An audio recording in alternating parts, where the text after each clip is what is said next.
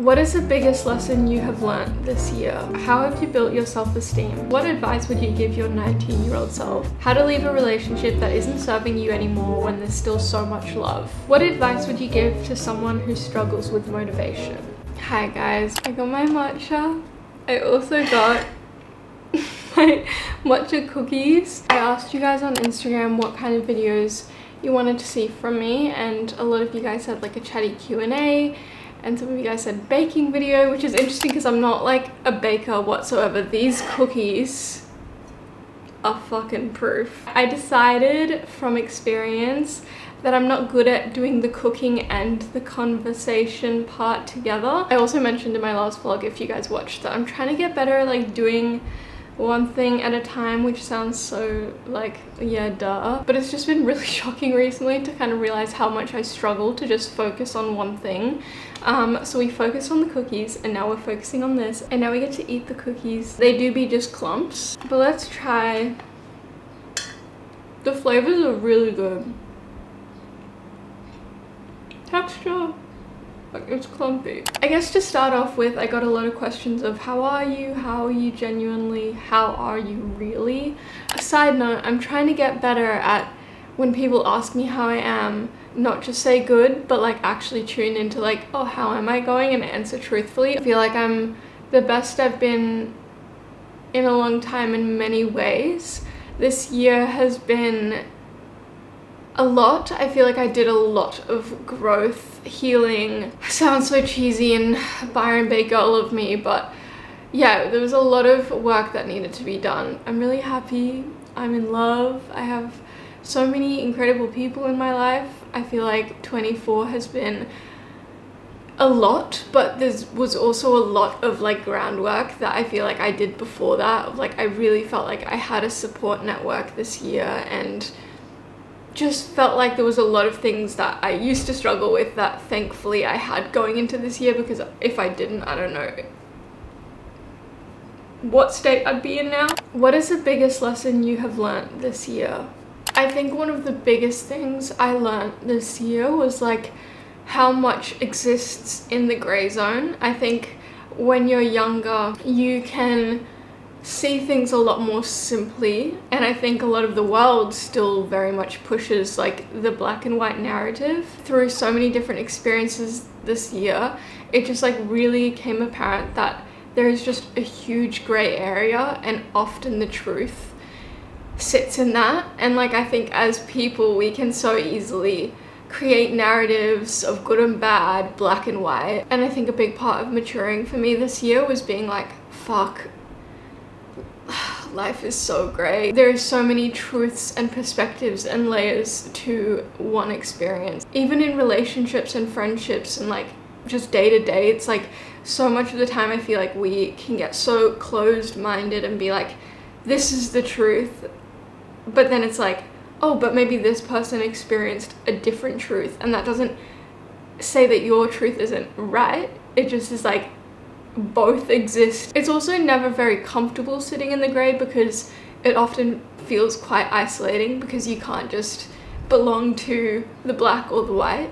But I think there is also something so beautiful about holding the complexity in life, that in every moment there's so many perspectives to it, and we're not meant to always be able to hold all of these perspectives, but just have the awareness. If you could have a catch-up convo with you from the beginning of the year, what would you say to her? I think I would tell her to lean into the uncomfortable feelings, to let herself rest, to let herself feel all that she's feeling, and to really just trust that she will come out of the other side, and everything is going to unfold in the exact right timing, and just to trust that. I feel like when I came back to Australia, it was like the beginning of the year, and I was just like so lost and confused about what my next step was, like not only where I wanted to live, but like how I felt about work and social media and like humble ego as well. And there was just so many things I had to like navigate and figure out, and I feel like now, by no means have I figured it out, but so many of the questions I had at the beginning of the year have come so full circle. Like, if you would have told me at the beginning of the year that I would be moving to Melbourne, I'd be like, absolutely not. I was so convinced I was going to move back overseas. I was so anti about moving to any city in Australia. Like, I was like, they're so lame, I would never. But then as the year went on, I was like, I'm not really ready to go back to London. It really did suck being so far away from my family and so many of my close friends, but specifically my family. Like, they are so close to me, and you know, even here in Melbourne, it's not like I'm close to them. It's still like a 3-hour flight, but at least it's like a 3-hour flight. Like, if I need to go home, if they need to go home, it's not like thousands of dollars and like 24 hours later. I think what happened was when I came and visited Melbourne earlier on in the year, I was like, oh, I saw it through a new perspective, and I was like, I can see all of the things I love about it. Which is actually funny, because the next question someone asked is, what do you love most about Melbourne? I generally feel a lot safer here than I did in London. And I think as a young woman, like, you are just very aware of that, especially like I was living in London by myself. I didn't even realize how much I was guarding myself until I came home, and then I was like, whew, I feel like I've been like putting so much energy into just making myself feel strong, be aware that if anything happens, I'm ready and protected. And I definitely still have to do that here in the city, but it does feel different. And I think part of that is also, I feel like I have more people that I can just call if anything goes wrong. On a lighter note, I just really love all of Melbourne's like cafes. You guys know I am a matcha cafe girl. Like, it's just my comfort, like going to a cafe with my journal, with my book, getting a matcha. It's so fun to just like have so many cafes that I love, but also constantly be going to new places. Which actually someone asked what my favorite cafes in Melbourne are at the moment for matcha. I keep saying I'm gonna do like a proper little like thing on Instagram with my favorite matcha spots in Melbourne, but at the moment my favorite places are A Coffee in Collingwood, Ima Pantry in Brunswick, and Luna Hikari in Brunswick. Both have really good matcha. I love Chibi in Collingwood. They don't have matcha, but it's still really good. How have you built your self-esteem? Sick of comparing myself to others. You may have watched a video not that long ago where I talk about me comparing myself. I think that's just a part of being human. I think it's unrealistic to just like never compare ourselves to others and just always feel good in ourselves. We all go through waves, but I think something that's really helped me with finding confidence and my self-esteem is just doing acts of self-love. I think when people hear self-love, they just think of all the like classic, like doing a facial, talking to yourself kindly in the mirror. And I think whilst a lot of those are, you know, acts of self-love, a lot of self-love is also like discipline and pushing yourself to do things that maybe aren't rewarding right now, but will be rewarding in the long run. I feel like the acts of self-love that have the most impact on me aren't always like super enjoyable in the moment, but they do make me a better, happier person. Things like exercise. You don't always feel like exercising, but I know that that's when I feel the best in my body, when I feel the strongest, when I feel good. And I think finding those things of like, I know I want to wake up at this time in the morning because it makes me feel good, and just literally showing yourself love by showing up and actually doing it is the biggest thing. Anyone can show up and like, you know, do something nice that's instantly rewarding, but true self-love is showing up for yourself even when it's really, really hard. I feel like when I do that, that's when I feel the most confident and my self-esteem is the most high, which even saying it right now, I'm like, there are so many things that I know that I should be doing more of at the moment that I'm not. How to leave a relationship that isn't serving you anymore when there's still so much love. I think the fact that you know that it's not serving you anymore is amazing and is sometimes the hardest part to come to terms with. So I think there's no question there of like, if it's just not serving, then it's time to let go. I know that that can be so much more painful when there is love there, but I think it's about framing it in your head of like, how beautiful that I was able to have this cross in my life with this person that we were so clearly meant to be in each other's life for that period, and now for some reason it's not serving us, or we've outgrown each other and there needs to be a change and we need to let each other go. Just holding that is such a, it's back to the grey thing of like feeling the contradicting feelings of like so much love, but then also like knowing that it's not meant to be is so hard, but it's also so beautiful. And I think just viewing it in that way of like, gratitude and beauty and letting yourself feel all the contradicting feelings whilst letting go is a crazy experience. What advice would you give your 19-year-old self? 19 would have been 2019 for me. It would have been the first year out of high school. I just remember feeling so lost,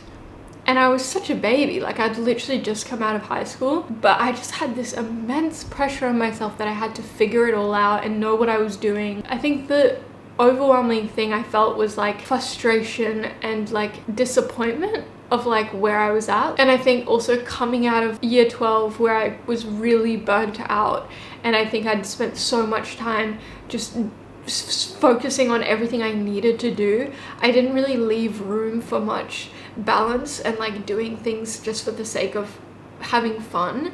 And so I think 2019 was like a huge period of me learning how to like actually just rest, but also like do things even if they aren't productive. Life isn't just about productivity, it is also about pleasure and enjoyment and connection. And I think from that experience I also realized that so much of the time the things that I was doing purely for me, for pleasure, that didn't feel productive or like it was going to bring me success or anything, were actually the things that ended up guiding me to where I needed to go and were the things that ended up bringing me success. And so I think if I were to talk to Joy, I'd be like, all you need to do is focus on finding what brings you joy and doing them, resting, recovering from the year you've had, focus on your friendships and just having fun.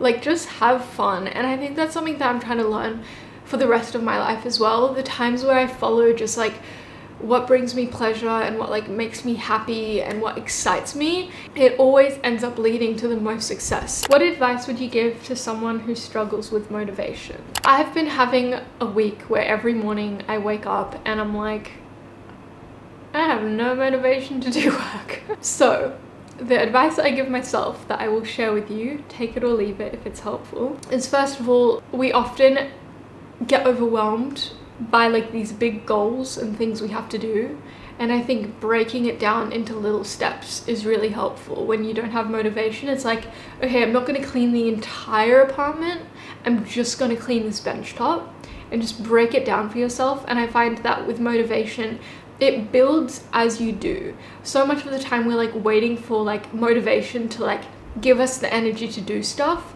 but it's often like you have to start with the doing and then the motivation grows. Any travel plans for next year?